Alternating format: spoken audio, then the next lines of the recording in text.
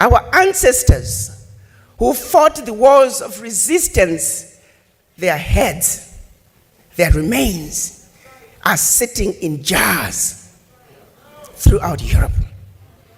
And the same people have the audacity to come to Africa and talk to us about human rights. But what's even more disturbing, we entertain them. And we don't remind them of the skeletons in their closet. My name is Arikana Chiumbori. I was born in Zimbabwe, some little village called Chivu. Came to this country to go to college on the first degree in general chemistry and a master's in organic chemistry, went on to medical school. Then did a residency in general surgery and family medicine, practiced medicine for 25 years until one night. Around 3 a.m., a phone call comes in and says, Doc, the African Union ambassador to the United States has resigned. She was going to be running for president of her country, and that we would want you to be the next African Union ambassador to the United States. Now keep in mind, I am a scientist through and through. So who in their right mind would want me to become an ambassador in Washington? I thought that was a joke and it was laughable. Well, I fought it for about 6 months, but because being an African, after a while I had to listen to my elders. So I figured, okay, if you think you're putting a joke on me, the joke is on you, because I'm going to only go to Washington for 6 months and then I'll come back. And I'll tell my elders that I tried, but I couldn't do it. But something happened during the first 4 to 5 months. And mind you, I'm staying in a hotel because I knew I wasn't going to get into a contract, renting or buying, that I wasn't going to last. But what was very disturbing was the disrespect that was so blatant. I would be sitting in meetings initially, because as a doctor, you're always a doctor no matter where you are. And I thought it was really quite humorous sitting with all these big diplomats, and here I am, a medical doctor, and I'm supposed to be useful. I'm busy diagnosing them, you got a thyroid condition, you are bipolar, and I got a pill for you. I'm not really paying attention to the deliberations, because I don't think politicians accomplish much anyway. So it was more important to diagnose them, their medical conditions. But every now and then somebody will say something and I'm like, wait just a minute, did they just say that? And one particular event, there was a whole team of African ministers and one particular leader of a particular department in Washington started raising their voice and screaming and yelling at them. You Africans, you will never speak with one voice. This document over here is going to be a piece of paper 20 years from now. I said, okay. So we got all the ministers here. Somebody say something. It wasn't my show. I was like third. You know how you sit, you got your team leader, and then according to rank, I was number 3. So clearly I wasn't supposed to speak. I waited for those who were supposed to speak. They did not. More and more of those situations became apparent to me. And I remember 5 months into my stay in Washington, I called home and I said, well, you know what, guys, I'm going to hang around a little bit longer. There were a few, that needed a good kicking. And that I was going to hang around until they ran me out of Dodge, and that's exactly what happened.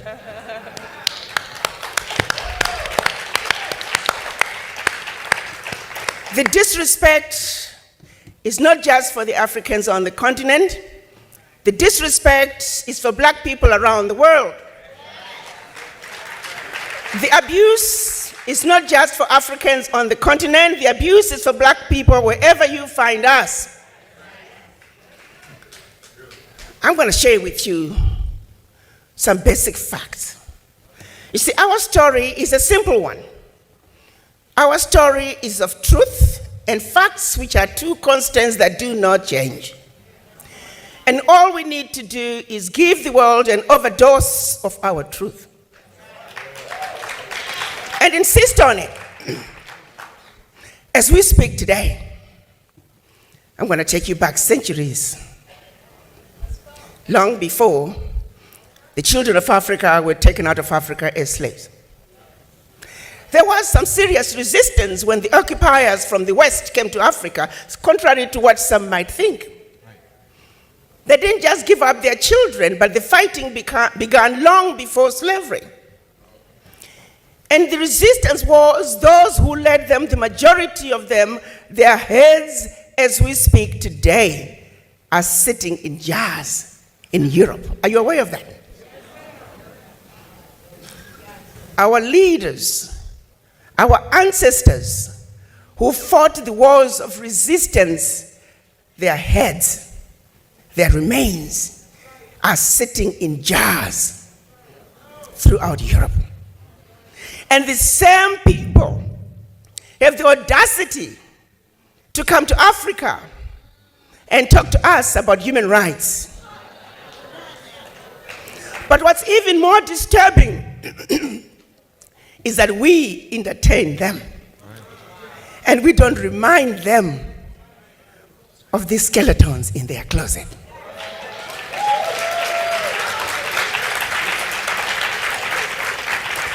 As we speak today, the priceless artifacts that they stole from all over Africa are sitting in their museums throughout Europe. And when you and I, when we visit Europe, we pay to see what belongs to us. Evidence of theft, evidence of murder on display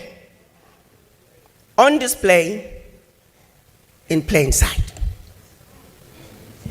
As we speak today, black people are listed as 3/5 of a human being in the US Constitution. As we speak today, the redlining continues.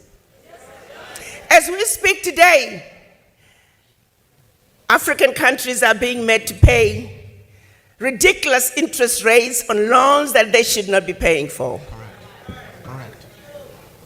As we speak today, reparations are due.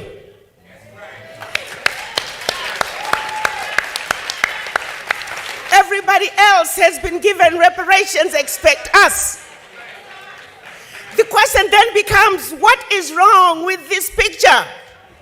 Why aren't you and I standing up and demanding that what is right must be done?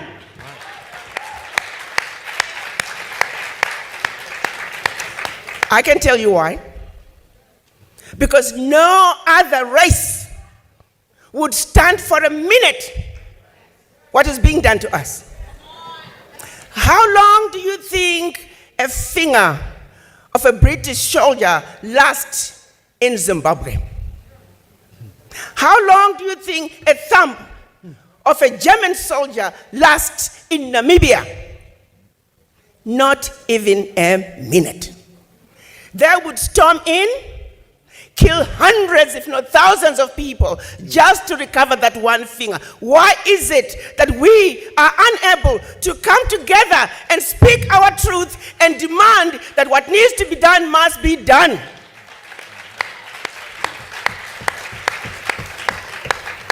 It's because they defeated us where it matters the most, which is the mind. It started with the missionaries in Africa long before slavery.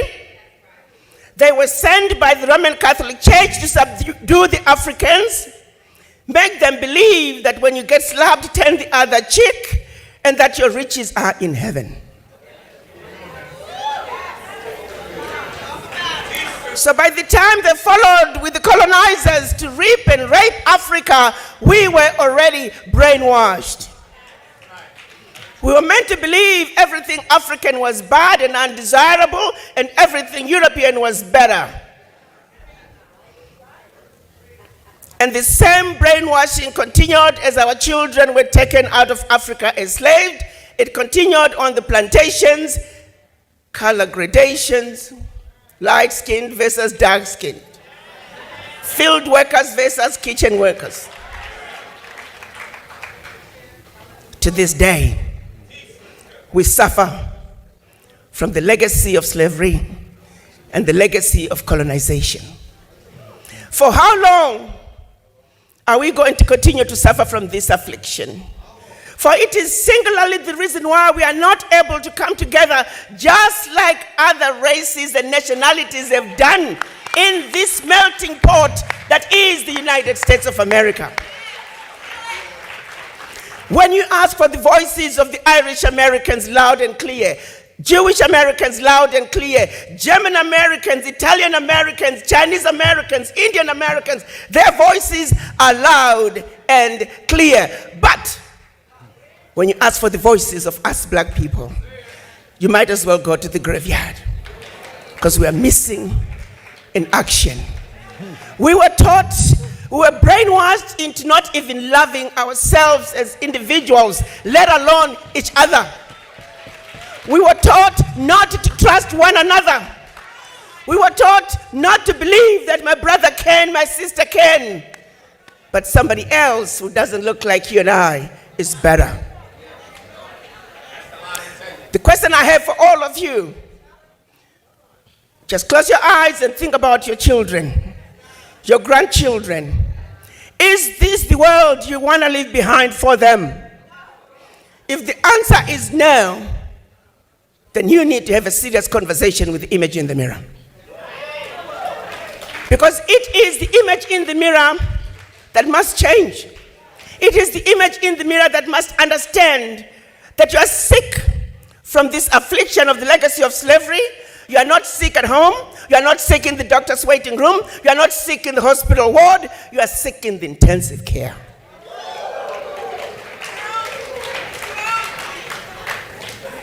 How long are we going to continue to support other people's agendas?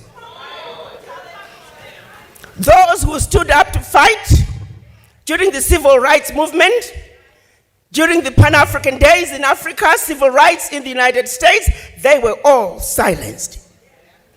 We are emerging out of a period of 20 to 30 years where just nothing is going on. We are all fast asleep. When are we going to wake up?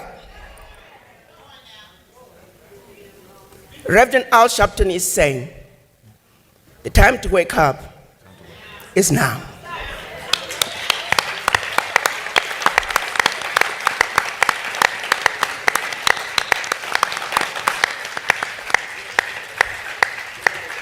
Reparations now. We know all the companies that benefited from slavery. We have their name. We have the list. They must pay. As we speak, many have pledged their contributions. Guess what's going to happen, my brothers and sisters? Because we are not organized, we will never realize those funds. And they will hide behind, oh, they are disorganized. They don't know what they are doing. I am now going to be asking Reverend Al Sharpton to lead us as we demand those reparations. We need to register a global Pan-African fund that can make sure that we have development in black communities where it belongs. Those funds must be organized. Those funds must be paid for. Reparations for black people now.